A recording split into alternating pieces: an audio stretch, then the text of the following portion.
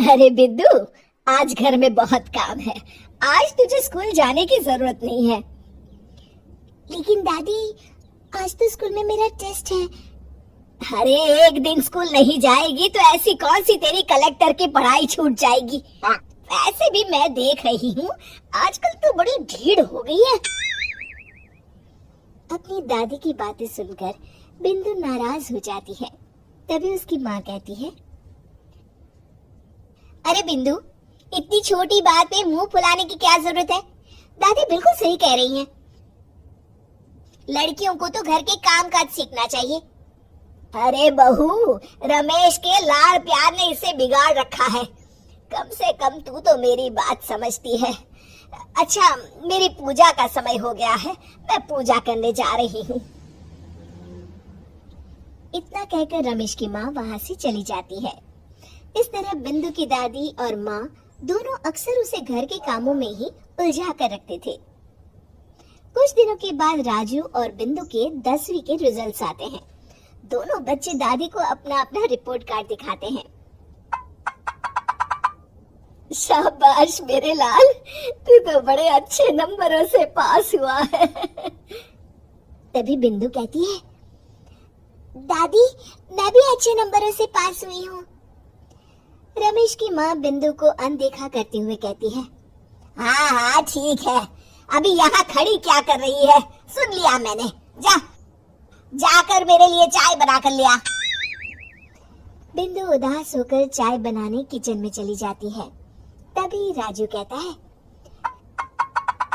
दादी मैं क्रिकेट के कोचिंग सेंटर में एडमिशन लेना चाहता हूँ। अरे वाह राजू बेटा, ये तो तूने बड़ी अच्छी बात कही। तू कल ही अपना एडमिशन करा ले, जितनी भी फीस होगी मैं दे दूंगी। अरे एक दिन मेरा पोता विराट कोहली बनेगा।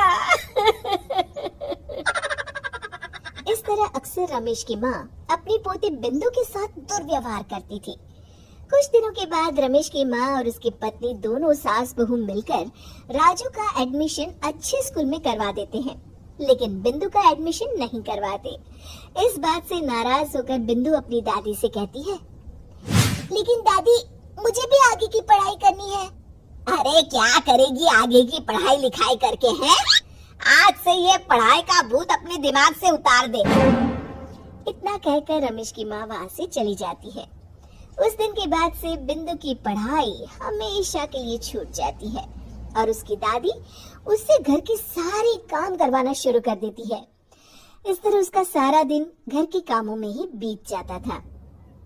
कुछ दिन बीत जाते हैं और एक दिन रमेश छुट्टियों पर घर आता है। बिंदु को घर के काम करते हुए देख उससे कहता है, अरे बिंदु बेटा, तुम स्कूल नहीं गई? पिताजी, दादी ने मेरा एडमिशन कराने से मना कर दिया है। वे कहती है घर पे रहकर घर के काम करना सीख।